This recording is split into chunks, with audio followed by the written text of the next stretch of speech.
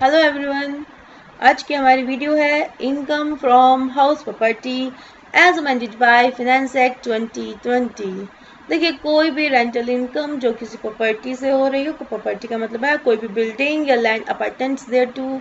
Land apartments के लिए example ले सकते हैं। मान लीजिए कोई बिल्डिंग है, उसके साथ जुड़ा हुआ उसका ग्राउंड, उसका garden, backyard, swimming pool, water tank area, तो ये भी प्रॉपर्टी मानी जाएगी। तो उससे होने वाली रेंटल इनकम उसके ऑनर के लिए टैक्सेबल है under the head income from house property. देखिए, रेंटल इनकम अगर सबलेटिंग से होती हो तो क्या वो under the head income from house property taxable होगी? देखिए, अगर कोई पर्सन किराए पर मकान लेता है और फिर उसे आगे किसी और को किराए पर चढ़ा देता है, लेकिन उससे होने वाली जो इनकम है वो सब लेटिंग से है, यानी कि वो ऑनर नहीं है, तो उस वो income under the head income from house property taxable नहीं हो सकती। वो आएगी under the head income from other sources या under the head profit and gains from business और प्रोफेशन एज द सिचुएशन। अब मीनिंग ऑफ डीम्ड ओनर, देखिए जब ऑनर की बात होती है तो डीम्ड ओनर की बात ज़रूर होगी कि अगर कोई पर्सन जो प्रॉपर्टी का ऑनर है वो तब माना जाएगा जब वो प्रॉपर्टी उसके नाम पर रजिस्टर्ड हो। लेकिन डीम्ड ऑनर भी in the following cases a person may not be the registered owner of property but he will be treated as owner. देखिए, कुछ कंडीशंस ऐसी होंगी जिन कंडीशंस में पर्सन रजिस्टर्ड ऑनर ना होते हुए भी ऑनर माना जाएगा, तो उसे कहेंगे हम डीम्ड ऑनर, यानी कि जो रेंटल इनकम होगी वो उसके लिए टैक्सेबल होगा। देखिए, अगर कोई इंडिविजुअल अपने स्पाउस को हाउस प्रॉपर्टी ट्रांसफर कर देता है या उसके माइनर चाइल्ड को, लेकिन बदले में एडिक्वेट कंसिडरेशन नहीं लेता, यानी कि पर्याप्त कंसिडरेशन नहीं लेता, तो ऐसा ट्रांसफर जो ऐसा ट्रांसफर कर रहा है वो deemed as owner of the property माना जाएगा। लेकिन एक जो है कंडीशन ये होती है कि अगर इंडिविजुअल ने अगर प्रॉपर्टी ट्रांसफर करी in connection with an agreement to leave apart अपने स्पाउस को, तो इस केस में ये वाली बात अप्लाई नहीं होगी, डीम्ड ओनर वाली, वो ट्रांसफर माना ही जाएगा। या फिर अपनी मैरिड डॉटर को ट्रांसफर करी, तब भी ये वाली जो हमने डीम्ड ओनर की यहाँ पर बात की वो भी अप्लाई नहीं होगी। देखिए, लीव अपार्ट क्या होता है? लीव अपार्ट का मतलब है कि husband wife due to judicial separation order अलग रह रहे हैं, अभी भी उनके बीच में हस्बैंड वाइफ का रिलेशन है, डिवोर्स्ड नहीं है। तो इस केस में भी अगर अपने स्पाउस को इंडिविजुअल एसेट ट्रांसफर कर देता है तो वो एसेट का ट्रांसफर माना ही जाएगा, चाहे विदाउट एडुकेट कंसिडरेशन ही क्यों ना किया गया हो। सेकंड है, holder of impartible estate is deemed as owner of the property comprised in, यानी कि अगर कोई इम्पैटिबल एस्टेट है उसका होल्डर जो है उसे deemed as owner of the property माना जाएगा। देखिए, इम्पैटिबल एस्टेट का एग्जांपल, जैसे फॉर एग्जांपल अगर कोई जॉइंट फैमिली की कॉमन एसेट है, लेकिन उस प्रॉपर्टी का जो होल्डर है वो एक मेंबर है, तो उसी मेंबर को जो है उस प्रॉपर्टी का डीम्ड ऑनर माना जाएगा, उस प्रॉपर्टी से होने वाली रेंटल इनकम के लिए वो टैक्सेबल होगा। थर्ड है हमारा कोई भी मेंबर कोऑपरेटिव सोसाइटी का, कंपनी का या एसोसिएशन ऑफ पर्संस का। देखिए, अगर ऐसे मेंबर को कोई बिल्डिंग अलॉट कर दी जाती है या किसी भी हाउसिंग बिल्डिंग स्कीम के अंतर्गत सोसाइटी की, तो वो पर्सन उसका डीम्ड ऑनर माना जाएगा। ऐसे ही पॉइंट 4 है, अगर कुछ कंडीशंस पूरी हो जाती हैं तो रजिस्टर्ड ऑनर होने ना होते हुए भी वो पर्सन डीम्ड ऑनर बन जाता है प्रॉपर्टी का। फॉर कंडीशन नंबर 1 कि एग्रीमेंट जो है राइटिंग में होना चाहिए, परचेज कंसिडरेशन जो है दिया जा चुका हो या देने की पूरी इच्छा हो, और साथ ही परचेजर ने पोजीशन प्रॉपर्टी की ले ली हो। अगर ये तीनों कंडीशन पूरी हो जाती हैं तो वो पर्सन डीम्ड ऑनर उस प्रॉपर्टी का माना जाएगा। जो नेक्स्ट केस है, इसमें अगर कोई प्रॉपर्टी 12 साल से ज़्यादा टाइम के लिए लीज पे कोई पर्सन ले लेता है तो वो भी उस प्रॉपर्टी का डीम्ड ऑनर माना जाएगा। देखिए कॉम्पोजिट रेंट की बात करते हैं। देखो कॉम्पोजिट रेंट का मतलब होता है कि when apart from recovering rent of building, in some cases the owner gets rent of other assets like furniture, or he charges for different services provided in the building, or for instance charges for lift, security, air condition etc. कई बार क्या होता है कि building rent पे दी जाती है, साथ साथ उसके साथ जो इक्विप्ड उसमें जो फर्नीचर लगा हुआ है या उससे रिलेटेड जो बहुत सी सर्विसेज हैं, लिफ्ट, सिक्योरिटी, एयर कंडीशन की, वो भी साथ जो है फैसिलिटीज़ दी जाती हैं। तो उसके अगेंस्ट जो रेंट रिसीव होता है वो क्लियर नहीं हो पाता कि अब बिल्डिंग का रेंट है, फर्नीचर का रेंट है या सर्विसेज का रेंट है। कई बार वो बाइफरकेट हो जाता है और कई बार नहीं होता। इन केसेस में जो है कौन से हेड के अंदर इनकम दिखाई जाए रेंट की। देखिए ये कहते हैं कि अगर आप in the case of where letting out of building and letting out of other assets are inseparable, कि अगर बिल्डिंग और दूसरी एसेट्स उनको आप ये कहें कि वो इनसेपरेबल हैं, कि हम अलग अलग नहीं कर सकते हैं। उनकी जो अमाउंट है कि कितना किससे कितनी कीमत जो है रिसीव हुई है एज ए रेंट, तो ये कहते हैं, इनकम टैक्स एक्ट कहता है कि उस कॉम्पोजिट रेंट को जो है पूरा का पूरा इनकम अंडर द हेड जो है profit and gains from business profession या फिर इनकम फ्रॉम अदर सोर्सेज ही दिखाइए। कुछ भी इनकम टैक्स कुछ भी जो है चार्ज जो नहीं किया जाएगा under the head income from house property, क्योंकि वो उसकी जो कंडीशंस है इनकम फ्रॉम हाउस प्रॉपर्टी उसके अंदर जो है वो कंडीशंस पूरी ना होने की वजह से वो इनकम, वो रेंटल इनकम, वो कॉम्पोजिट रेंट वो इस हेड के अंदर टैक्सेबल नहीं होगा।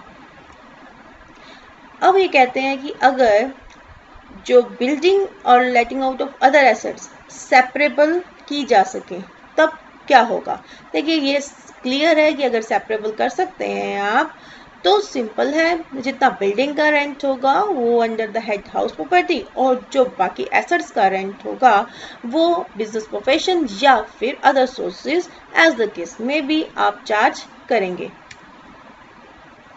अभी कहते हैं कि जो सर्विसेज हैं like lift, watchman, water supply etcetera, जब वो साथ चार्ज की जाती हैं रेंट में इंक्लूड होकर हमें मिलता है कॉम्पोजिट रेंट, तो उसका क्या रोल होगा। तो वो भी क्लियर है कि अगर आप बाइफरकेट कर सकते हैं सर्विसेज को बिल्डिंग रेंट से अलग, तो आप बिल्डिंग रेंट को दिखाएंगे under the head house property और जो बाकी सर्विसेज हैं उनसे होने वाली जो आपने उन सर्विसेज के अगेंस्ट चार्जेस लिए हैं उस इनकम को दिखाएंगे अंडर द बिजनेस प्रोफेशन या income from other sources as the case में भी।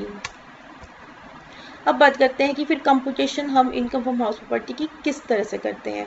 मैंने जो है अपना हाउस रेंट पे दिया हुआ है, उससे मुझे रेंटल इनकम हो रही है, अब मुझे वो रेंटल इनकम पे टैक्स पे करना है, तो उसकी कंप्यूटेशन कैसे होगी, तो हम इसके लिए इस टेबल को डिस्कस करेंगे। देखिए सबसे पहले हमें निकालनी है ग्रॉस एनुअल वैल्यू, उसको हम डिस्कस करेंगे कैसे।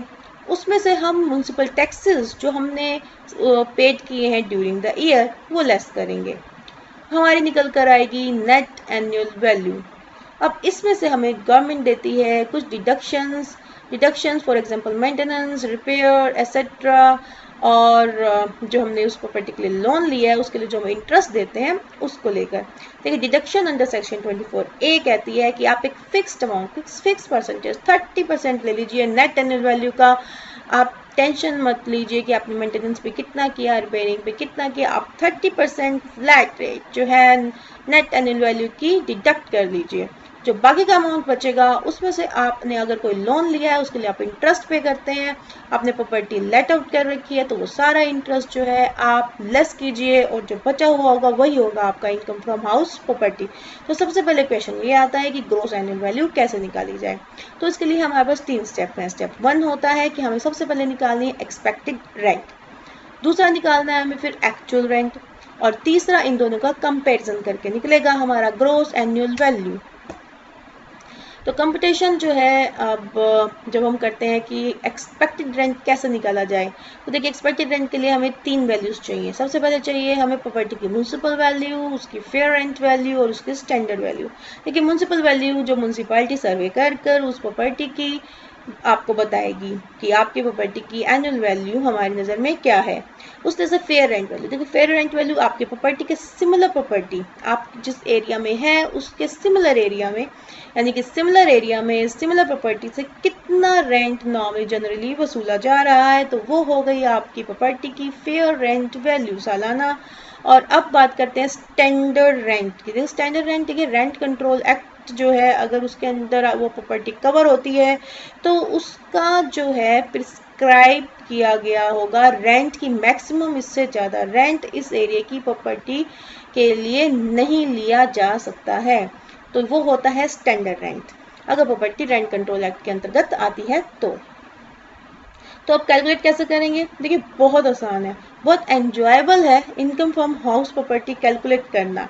देखिए सबसे पहले हमने 3 बातें डिस्कस की, municipal value, fair value, standard value. सबसे पहले क्या कीजिए, सिर्फ म्युनिसिपल और फेयर वैल्यू को उठाइए, दोनों में से जो हायर हो उसको फिर स्टैंडर्ड वैल्यू के साथ कंपैरिजन कीजिए, फिर जो स्टैंडर्ड वैल्यू और हायर वैल्यू इन दोनों में से जो लोअर हो उसको कहेंगे हम expected rent of property. For example property A, property B, property C, हमारे पास म्युनिसिपल वैल्यूज भी हैं, फेयर रेंट वैल्यूज भी हैं, स्टैंडर्ड रेंट भी है। प्रॉपर्टी ए का डिस्कस करते हैं। देखिए म्युनिसिपल वैल्यू, फेयर वैल्यू और स्टैंडर्ड रेंट वैल्यू। पहले हम डिस्कस करेंगे म्युनिसिपल और फेयर दोनों में से जो हायर है वो 8,50,000 पे, फिर कंपेयर करेंगे स्टैंडर्ड वैल्यू से नॉट एप्लीकेबल है तो डेफिनेटली कोई कंपैरिजन नहीं बनता, तो हम लेंगे म्युनिसिपल वैल्यू 8,50,000। प्रॉपर्टी बी में जब जाते हैं तो दोनों में से हायर है म्युनिसिपल और फेयर वैल्यू में से म्युनिसिपल वैल्यू 8,50,000 की। अब उस वैल्यू को लेके चलते हैं स्टैंडर्ड वैल्यू के पास, स्टैंडर्ड वैल्यू है हमारी 6 लाख की। उन दोनों में से जो लोअर है वो लोअर है हमारी स्टैंडर्ड वैल्यू, तो हमारी एक्सपेक्टेड वैल्यू बन गई 6 लाख रुपए की। प्रॉपर्टी सी हमारी जो म्युनिसिपल और फेयर में से हायर है वो है 8,50,000। अब 8,50,000 का कंपैरिजन करेंगे स्टैंडर्ड वैल्यू के साथ। स्टैंडर्ड वैल्यू है हमारी 9 लाख। इन दोनों में से जो लोअर हो 8,50,000 और 9 लाख, दोनों में से जो लोअर है वो है हमारी 8,50,000, तो हमारी एक्सपेक्टेड रेंट बन गया हमारा 8,50,000।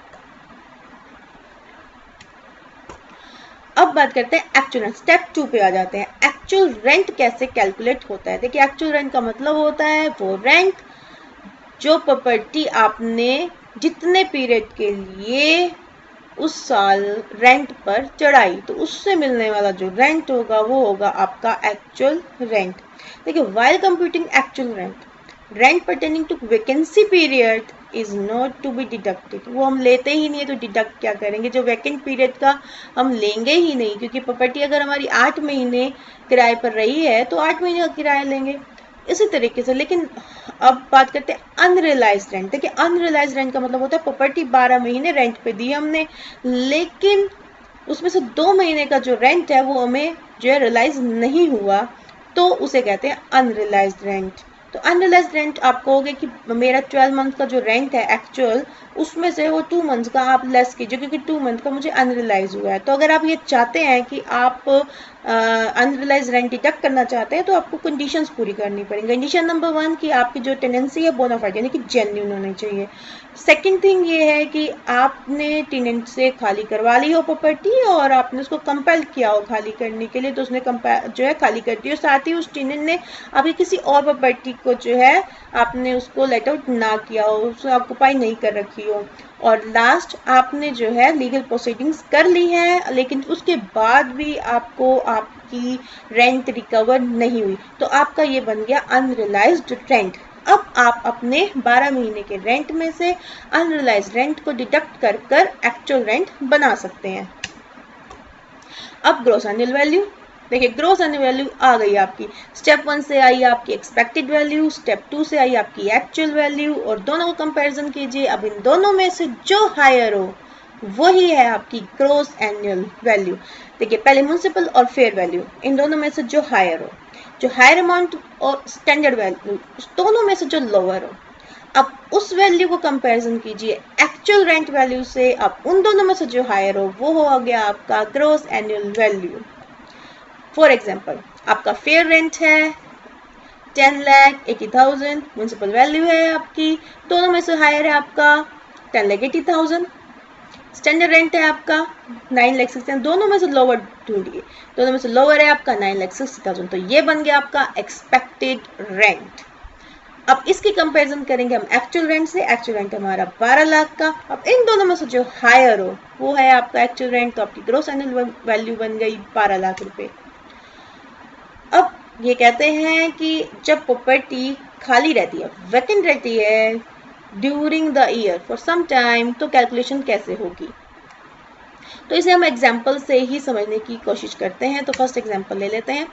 मान लीजिए फेयर रेंट वैल्यू है आपका, म्यूनसिपल वैल्यू है, दोनों में से हायर लिया, देन लेक 80,000, स्टैंडर्ड वैल्यू से कंपैरिजन किया, दोनों में से लोअर लिया, वो बना हमारा 9,60,000। एक्चुअल रेंट है हमारा 1 लाख पर मंथ। 2 महीने खाली रहा तो 10 महीने के लिए हमारी एक्चुअल रेंट वैल्यू निकल कर आई हमारी 10 लाख। अब सेक्शन 23(1)(b ये कहती है कि दोनों में से जो हायर हो आप ले लीजिए, तो ठीक है। ये तो हमने लास्ट में भी किया, इसका कोई वो हमारा जो है डिफरेंस नहीं आया। दोनों में से जब हायर हो तो आपको कुछ भी नहीं देखना है, आपका हायर अमाउंट है। अगर आपका एक्चुअल रेंट हायर है तो अब आपको कुछ भी नहीं देखना है, आपने हायर अमाउंट लेना है, ये आपका ग्रॉस एनुअल वैल्यू है। अब नेक्स्ट स्टेप में आते हैं। देखिए fair rent value, municipal value, दोनों में से जो हायर है हमने ले लिया, उसको स्टैंडर्ड रेंट वैल्यू से कंपैरिजन किया, दोनों में से जो लोअर है वो हमारा एक्सपेक्टेड रेंट बन गया, यानी कि 9,60,000। अब एक्चुअल रेंट की बात करते हैं। देखिए एक्चुअल रेंट वही हो गया हमारा 1 लाख। अब ये वैकेंट 2 महीने की नहीं 4 महीने वैकेंट रहा, जिस वजह से हमारा एक्चुअल रेंट बना इस बार 8 लाख रुपए। तो अब हमारा स्टेप होता है कि जो इस एक्सपेक्टेड रेंट और हमारे एक्चुअल रेंट दोनों में से जो हायर हो हमें वो लेना है। लेकिन यहाँ पर हमारा एक्चुअल रेंट कम है तो हमें जो है अब ये देखना है कि अगर हमारा एक्चुअल रेंट वैकेंसी के कारण, वैकेंट रहने के कारण कम है, अगर ये वैकेंट नहीं होता तो एक्चुअल रेंट हमारा स्टैंडर्ड यानी कि इस एक्सपेक्टेड रेंट वैल्यू से ज़्यादा होता, तो हम एक्चुअल रेंट वैल्यू ही लेंगे। फॉर एग्जांपल हमारा जो ये 9,60,000 बन रहा है, ये 9,60,000 एक्सपेक्टेड रेंट अगर पर मंथ कैलकुलेशन करें तो 80,000 पर मंथ बनता है, और वैसे हमारा एक्चुअल रेंट क्या है 1 लाख पर मंथ। तो गवर्नमेंट कहती है आपका एक्चुअल रेंट है 1 लाख पर मंथ। अगर ये 12 महीने आपका रहता तो आपका यहाँ पे 12 लाख होता। अगर ड्यू टू वैकेंट पीरियड आपका एक्चुअल रेंट कम आता है एक्सपेक्टेड रेंट से, तो आपका gross annual value according to section 23(1)(c actual rent ही बनेगी आपकी ग्रॉस एनुअल वैल्यू। इसे और ज़्यादा क्लियर करेंगे नेक्स्ट एग्जांपल में। अगर मान लीजिए फिर से fair rent value, municipal value जो भी हायर है हमने ले लिया, उस हायर को कंपैरिजन करा हमने स्टैंडर्ड रेंट से, तो हमारा एक्सपेक्टेड रेंट दोनों में से जो लोअर है वो होगा 9,60,000 बन गया हमारा एक्सपेक्टेड रेंट। अब step 2 actual rent. Actual rent के लिए अब हमारी मान लीजिए रेंट है 50,000 पर मंथ, वैकेंट रहा फॉर 4 मंथ और 8 मंथ्स के हिसाब से हमारा एक्चुअल रेंट निकल कर आया 4 लाख। अब एक्चुअल रेंट हमारा फिर कम है। अब ये क्यों कम है? Due to vacant period. अगर वैकेंट नहीं होता तो ये क्या हमारे एक्सपेक्टेड रेंट से ज़्यादा होता? तो देखते हैं। अगर ये वैकेंट नहीं होता तो ये कितना होता? ये होता 6 लाख, लेकिन ये तब भी हमारे एक्सपेक्टेड रेंट से कम ही होता। तो इसलिए हमारा जो हायर अमाउंट है वो है एक्सपेक्टेड रेंट, वही बनेगा हमारा gross annual value. So easy. अब बात करते हैं कि जब हमारी ग्रॉस एनुअल वैल्यू निकल कर आती है तो उसमें से कौन से एक्सपेंसेस हम डिडक्ट कर सकते हैं। देखिए उसमें से हम डिडक्शन हमें अलाउड है म्युनिसिपल टैक्सेस की, लेकिन कंडीशन क्या है कि जो म्युनिसिपल टैक्सेस आप पे ड्यू हैं और जो एक्चुअल में आप पे करते हो ड्यूरिंग द ईयर, वही आप जो है डिडक्ट कर सकते हैं। अब बात करते हैं डिडक्शंस की। जब आप एक्सपेंसेस ग्रॉस एनुअल वैल्यू में से निकाल देते हैं तो आपके पास बचती है नेट एनुअल वैल्यू। अब इस नेट एनुअल वैल्यू का 30% सीधे फ्लैट रेट आप डिडक्ट कर लीजिए अकॉर्डिंग टू सेक्शन 24A, क्योंकि ये गवर्नमेंट कहती है जो भी प्रॉपर्टी पे आपने मेंटेनेंस, रिपेयर्स एक्सेट्रा कुछ भी किया, चाहे वो कम है या ज़्यादा है, आप 30% डिडक्ट कर लीजिए। तो जो बाकी अमाउंट बचेगा वो ही आपका होगा इनकम फ्रॉम हाउस प्रॉपर्टी। लेकिन अगर आपने इस प्रॉपर्टी से रिलेटेड कोई लोन लिया है उसको बनाने के लिए, उसको खरीदने के लिए, उसकी रिपेयर के लिए, उसके रिन्यू के लिए, उसके रिकंस्ट्रक्शन के लिए, तो उस लोन पे जो आप इंटरेस्ट पे कर रहे हैं उस लेट आउट प्रॉपर्टी पे जितना भी आपने लोन पे इंटरेस्ट पे किया है वो सारा का सारा आप क्लेम कर लीजिए। अगर आपका माइनस में आ जाता है तो आपका लॉस होगा, और लॉस आप जो है दूसरी इनकम्स में से रिकवर कर लीजिए। अगर आपका जो बचता है तो वही होगा आपका इनकम फ्रॉम हाउस प्रॉपर्टी। लेकिन यहाँ पर इस इंटरेस्ट के साथ जुड़ी हुई कुछ कंडीशंस हैं, वो सेल्फ ऑक्युपाइड प्रॉपर्टी पे आएंगी, वो हम आगे स्लाइड में डिस्कस करेंगे। देखिए, अगर आप सेल्फ ऑक्युपाइड प्रॉपर्टी है आपके पास और उससे आप जो है अपना रेंटल इनकम निकालते हैं, तो उससे पहले हमें सेल्फ ऑक्युपाइड प्रॉपर्टी का मतलब जानना बहुत ज़रूरी है। देखिए, सेल्फ ऑक्युपाइड प्रॉपर्टी का मतलब होता है ऐसी प्रॉपर्टी जो टैक्स पेयर जिसका ओनर है और उसने अपने रेजिडेंट पर्पस के लिए या उसको जो है यूज़ करता है, ऑक्युपाई कर रखी है, तो वो प्रॉपर्टी बन गई for his on residence the self occupied property. कई बार कुछ केसेस में पर्सन ये कहता है कि प्रॉपर्टी मेरी सेल्फ ऑक्युपाइड ही है, लेकिन सेल्फ ऑक्युपाइड प्रॉपर्टी का मतलब है वो उसमें रहना चाहिए। लेकिन कई बार वो अगर डिक्लेयर कर दे कि मैं ड्यू टू बिजनेस पर्पस और ड्यू टू एम्प्लॉयमेंट उस प्रॉपर्टी को जो है ऑक्युपाई नहीं कर पाया हूँ, तो वैसे वो मेरी रेजिडेंस प्रॉपर्टी है, लेकिन इस रीज़न से मैं उसको ऑक्युपाई नहीं कर पाया हूँ, तब भी वो मानी जाएगी उसकी सेल्फ ऑक्युपाइड प्रॉपर्टी। तो ये होती है सेल्फ ऑक्युपाइड प्रॉपर्टी। अब इस प्रॉपर्टी के जो कैलकुलेशन है टैक्स की, वो कैसे की जाएगी? देखिए, आपकी जो सेल्फ ऑक्युपाइड प्रॉपर्टी है जो आप अपने रेजिडेंशियल पर्पस के लिए यूज़ कर रहे हैं, या अगर उसमें आप नहीं भी रह पा रहे ड्यू टू बिजनेस और एम्प्लॉयमेंट रीजंस, तो उसकी जो एनुअल वैल्यू होती है, जो उसकी ग्रॉस एनुअल वैल्यू होती है, वो निल होती है, यानी उस पर कोई टैक्स नहीं लगेगा। म्यूनसिपल टैक्सेस भी निल माने जाएंगे क्योंकि आपने जो है ग्रॉस एनुअल वैल्यू में से आपको लेस करने भी नहीं दिए जाएंगे। नेट एनुअल वैल्यू निल आएगी। तो अब आपको डिडक्शंस में ये कहते हैं कि लेकिन अगर आपने अपनी सेल्फ ऑक्युपाइड प्रॉपर्टी को बनाने में, उसको खरीदने के लिए या एक्सेट्रा के लिए आपने लोन लिया और लोन के लिए इंटरेस्ट पे किया, तो गवर्नमेंट का इतना बड़ा दिल है कि आपको वो सारा का सारा जो आप इंटरेस्ट पे करते हैं वो आपको लेस करने के लिए सेक्शन 24B दे देती है कि आप सेल्फ ऑक्युपाइड प्रॉपर्टी की निल वैल्यू में से भी आप उसको लेस कर सकते हैं। लेकिन लेस करने में यहाँ पर आपके लिए एक कंडीशन है। कंडीशन क्या है? कंडीशन है कि अगर कैपिटल जो है, आपने जो अमाउंट है बोरो किया होना चाहिए 1 अप्रैल 1999 के बाद। आपने किस पर्पज से लोन लिया है? लोन लिया है आपने एक्विजिशन और कंस्ट्रक्शन के लिए, not for repair, renewal, reconstruction. और वो जो आपका कंस्ट्रक्शन है 5 इयर्स में कंप्लीट हुआ हो। अब इस कंडीशंस को पूरा होने के बाद आपके लिए लिमिट है 2 लाख रुपए की सेल्फ ऑक्युपाइड प्रॉपर्टी में से लेस करने के लिए। अदरवाइज आपके लिए लिमिट है 30,000 रुपीज की। तो देखिए, अगर आप सेल्फ ऑक्युपाइड प्रॉपर्टी में से अपने इंटरेस्ट को लेस करने जा रहे हैं तो आपको ये ध्यान रखना पड़ेगा, अगर वो कंडीशंस आप पूरी करते हैं तो 2 लाख रुपए तक ही आप इंटरेस्ट लेस कर पाएंगे। अगर कंडीशंस पूरी नहीं करते तो आपके लिए लिमिट सिर्फ 30,000 रुपए तक की ही है। लेकिन लेटर प्रॉपर्टी है थ्रू द ईयर फुल, अगर आप प्रॉपर्टी डिक्लेयर करते हैं कि लेटर प्रॉपर्टी ही है हमारी, और उससे होने वाली रेंटल इनकम में से अगर आप इस इंटरेस्ट की डिडक्शन लेने जा रहे हैं अंडर सेक्शन 24B, तो आप पूरा का पूरा इंटरेस्ट क्लेम कर सकते हैं। लेकिन इन the case of self occupied property condition apply होने पर आप तक लिमिट है 2 लाख की, और कंडीशन पूरी नहीं करते हैं तो आपके लिमिट है 30,000 रुपीज की। Tax implications for more than one house property occupied for residence purpose।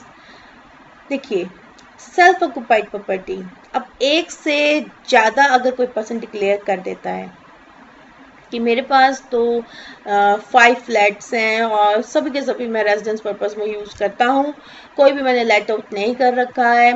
तो गवर्नमेंट कहती है कि ऐसा है कि आप जो है हमारे रूल्स जो है आपको पता नहीं है, हम सेल्फ ऑक्यूपाइड प्रॉपर्टी एक मानते हैं जो आप रेजिडेंट पर्पस के लिए यूज़ करते हैं, बाकी प्रॉपर्टीज को हम deem to be let out मानते हैं कि आपने, हम मान लेते हैं कि वो किराए पर चढ़ा रखे हैं क्योंकि वो आपने ऑक्यूपाई नहीं कर रखी हैं।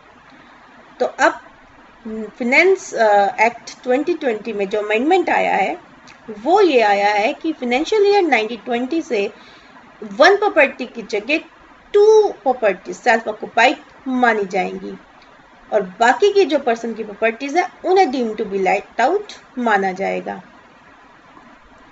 यानी कि अगर एक पर्सन की एक से ज़्यादा प्रॉपर्टीज हैं जिन्हें वो कहता है कि मेरी सेल्फ ऑक्यूपाइड प्रॉपर्टीज हैं, तो उन सेल्फ ऑक्यूपाइड प्रॉपर्टीज में हम मैक्सिमम 2 प्रॉपर्टीज को जो वो अपनी मर्जी से सिलेक्ट करता है कि ये मेरी सेल्फ ऑक्यूपाइड है, बाकी की जो प्रॉपर्टीज हैं अगर उसने लेट आउट नहीं कर रखी हैं तो उन्हें deem to be let out माना जाएगा और उनसे जो इनकम है deem to be let out property से वैसे ही कंप्यूट की जाएंगी जैसे लेट आउट प्रॉपर्टी की जाती हैं, जैसे ही municipal value, fair value, standard value, इनकी हेल्प से। Computation of income when property is self-occupied for part of the year and let out for part of the year. अब कोई पर्सन ये कहता है कि अगर मैंने पिछले साल सेल्फ ऑक्यूपाई करी थी एक प्रॉपर्टी और कुछ महीने के लिए 4 or 5 months और बाकी मैंने जो है सो लेट आउट कर दिया था, तो ट्रीटमेंट कैसे होगा? देखिए, प्रॉपर्टी को आप 1 महीना कीजिए, 2 महीने कीजिए, या कितना भी टाइम के लिए अगर आप लेट आउट कर देते हैं तो प्रॉपर्टी पूरे साल के लिए लेट आउट प्रॉपर्टी डिक्लेयर हो जाती है, वो आपकी सेल्फ ऑक्यूपाइड प्रॉपर्टी नहीं मानी जाती है। तो उसे वैसे ही ट्रीट करेंगे जैसे कि हमने पहले एग्जांपल्स में किया है लेट आउट प्रॉपर्टीज के एक्चुअल रेंट की कैलकुलेशन। जो पीरियड सेल्फ ऑक्यूपाइड के लिए यूज किया गया था उससे हम जो है काउंट नहीं करेंगे, जो पीरियड लेट आउट पीरियड है वही आपका एक्चुअल रेंट माना जाएगा। Computation of income when part of the property self occupied and part is late out. मान लीजिए कोई पूरी बिल्डिंग है, 4 or 5 आपके यूनिट्स बने हुए हैं, उसमें इंडिपेंडेंट यूनिट्स हैं, तो उसमें अगर 1 या 2 यूनिट आपने सेल्फ ऑक्यूपाई कर रखी है और बाकी सब आपने जो है लेट आउट कर रखी हैं, तो कैसे ट्रीटमेंट होगा? It's very simple. जो सेल्फ ऑक्यूपाइड आपकी यूनिट्स हैं उन्हें वैसे ही ट्रीट कीजिए जैसे सेल्फ ऑक्यूपाइड यूनिट्स हाउसेस की इनकम को करते हैं कि up to 2 their values and gross annual value is nil and after that deemed to be let out। और अब जो लेट आउट आपने कर रखे हैं उन्हें वैसे ही ट्रीट कीजिए जैसे लेट आउट प्रॉपर्टीज की इनकम को आप करते हैं। Computation of income when property is held as stock in trade. ये बहुत इंटरेस्टिंग पॉइंट है। जो बिल्डर्स फ्लैट्स बनाते हैं बेचने के लिए लेकिन बेचते नहीं हैं ड्यू टू जो मार्केट वैल्यूज हैं वो डाउन गई हुई हैं, तो वो फ्लैट्स उनके स्टॉक इन ट्रेड में शामिल हो जाते हैं। अब स्टॉक इन ट्रेड में आने के बाद अब गवर्नमेंट कहती है कि अगर आप उनको लेट आउट करते हैं तो उनसे जो इनकम होगी वो रेंटल होगी तो वो income under the head house property आपको टैक्सेबल हो जाएगी। अगर आप लेट आउट नहीं करते हैं तब भी हम deem to be let out मान लेंगे। Deem to be let out मान के उनको जो है उसी हिसाब से हम GAV निकालेंगे और उस पर जो है इनकम निकाल के वो आपको टैक्सेबल हो जाएगा। अब गवर्नमेंट ये कहती है कि फाइनेंस एक्ट 2020 में यानी फाइनेंस एक्ट 19 में ये चेंज कर दिया गया कि आपके लिए जो कंडीशन है कि जिस साल आपका कंस्ट्रक्शन फ्लैट्स का पूरा हुआ उसके बाद के नेक्स्ट 2 years तक गवर्नमेंट कहती है हम वैल्यू आपकी प्रॉपर्टीज की नील लेकर चलेंगे, लेकिन उसके बाद अगर आप लेट आउट करते हो तो ठीक है, अगर आप लेट आउट करते हो तो लेट आउट प्रॉपर्टी की तरह ट्रीट करेंगे और अगर आप नहीं करते हो तो उनको हम deem to be let out मानकर उस हिसाब से उससे इनकम जो है कैलकुलेट कर लेंगे। Tax treatment of unrealised rent which is subsequently realised. अब मान लीजिए आपने अनरियलाइज्ड जो है रेंट जो है डिडक्ट करके पिछले साल आपने एक्चुअल रेंट के बेस पर अपनी इनकम फ्रॉम हाउस प्रॉपर्टी निकाल ली, लेकिन आने वाले कुछ नेक्स्ट ईयर्स में अगर आपको अनरियलाइज्ड रेंट आपका रिकवर हो जाता है, तो जब भी वो जिस साल आपको रिकवर हो जाए वो बन गया आपका इनकम फ्रॉम हाउस प्रॉपर्टी, और उसमें से ले लीजिए 30% के स्टैंडर्ड डिडक्शंस और बाकी डिक्लेयर कर दीजिए आपकी इनकम फ्रॉम हाउस प्रॉपर्टी। ऐसे ही सेम टैक्स ट्रीटमेंट होगा आपका एरियाज ऑफ रेंट का। Areas of rent for example, मान लीजिए आपने कोई इंक्रीमेंट किया था रेंट में जो आपको नेक्स्ट ईयर्स में रिसीव हुआ, तो वो बन गया आपका एरियाज, यानी tax treatment of areas of rent. Deduction in respect of interest on loan taken for residential house property. अब ये बहुत इंटरेस्टिंग डिडक्शन है। देखिए आपने एटीसी डिडक्शंस पढ़ी होंगी, एटीयू, एटीई, जितनी भी डिडक्शंस आप पढ़ते हैं आपको पता है कि आपकी जो नेट इनकम होती है, टोटल नेट इनकम, उसमें से आपको कुछ डिडक्शंस भी गवर्नमेंट जो है अलाउड करती है ताकि आप जो है टैक्स की सेविंग कर सके। तो उन्हीं में से एक सेक्शन है आपकी एटीईई। अब एटीईई का हमारी इनकम फ्रॉम हाउस प्रॉपर्टी में क्या रोल है? देखिए बहुत इंपॉर्टेंट रोल है। गवर्नमेंट कहती है कि अगर कोई इंडिविजुअल एटीईई के जो है सेक्शन में 50,000 तक का क्लेम कर सकता है। किसका? इंटरेस्ट का। कौन से इंटरेस्ट का? जो प्रॉपर्टी उसने बनाई या खरीदी है, जिसके लिए उसने लोन लिया है, उसके लिए जो इंटरेस्ट पे करता है उसके लिए 50,000 का क्लेम कर सकता है अंडर सेक्शन 80EE। लेकिन कुछ कंडीशंस पूरी करनी पड़ेंगी। लोन जो है 1 अप्रैल 2016 से लेके 31 मार्च 2017 के बीच में लिया गया हो, लोन की वैल्यू 35 लाख से ज़्यादा की ना हो, प्रॉपर्टी उसने जो बनाई है वो 50 लाख से ज़्यादा की ना हो, और उस टाइम जिस टाइम लोन लिया गया असेसी के पास के नाम कोई और रेजिडेंशियल हाउस प्रॉपर्टी ना हो। अगर ये कंडीशंस पूरी हो जाती हैं तो वो 50,000 रुपये तक का इंटरेस्ट जो है क्लेम कर सकता है अंडर सेक्शन 80EE। अब एक नई सेक्शन 80EEA, देखिए असेसमेंट ईयर 2021 से अप्लाई होगी वो इन इंडिविजुअल्स पे जो कि 80EE सेक्शन के लिए एलिजिबल नहीं हो पाए किसी भी कंडीशन की वजह से, जिसे वो पूरा नहीं कर पाए और वो 80EE में क्लेम नहीं कर पाए। तो ऐसे इंडिविजुअल्स अगर ये कंडीशंस पूरी करते हैं तो उन कंडीशंस को पूरा करने के बाद वो 1,50,000 का क्लेम कर सकते हैं। देखिए एक इंडिविजुअल डिडक्शन क्लेम कर सकता है 1.5 लाख रुपए तक की अंडर सेक्शन 80EE ए। कंडीशन क्या है? अगर उसने 1 अप्रैल 2019 से लेके 31 मार्च 2020 के बीच में लोन लिया हो, लोन सैंक्शन हुआ हो by the financial institution during this period, और जो प्रॉपर्टी की स्टैम्प ड्यूटी वैल्यू है 45 लाख से ऊपर की ना हो, उस टाइम पर उसके नाम पर कोई और रेजिडेंशियल हाउस ना हो, तब साथ ही साथ assessee should not be eligible to claim deduction under section 80EE। 80EE में क्लेम ना किया हो, और वो कर भी नहीं सकता अगर 80EE के अंदर वो क्लेम करने जा रहा है। अब इस डिडक्शन में जो इम्पोर्टेंट और मेन पॉइंट है सबसे ज़्यादा, वो ये है कि अगर कोई इंडिविजुअल डिडक्शन क्लेम करता है अंडर सेक्शन 80EE, किस चीज़ की? लोन पे दिए गए इंटरेस्ट की। कहाँ तक? Up to 1,50,000। वो एडिशनल डिडक्शन है, यानी कि इनकम फ्रॉम हाउस प्रॉपर्टी में अगर उस पर्सन ने अंडर सेक्शन 24B इंटरेस्ट अपना सारा क्लेम कर लिया है, उसके बाद भी अंडर सेक्शन 80EE में एडिशनली 1,50,000 अमाउंट क्लेम कर सकता है। 1,50,000 तक वो अपना इंटरेस्ट और क्लेम कर सकता है। तो ये थी इनकम फ्रॉम हाउस प्रॉपर्टी।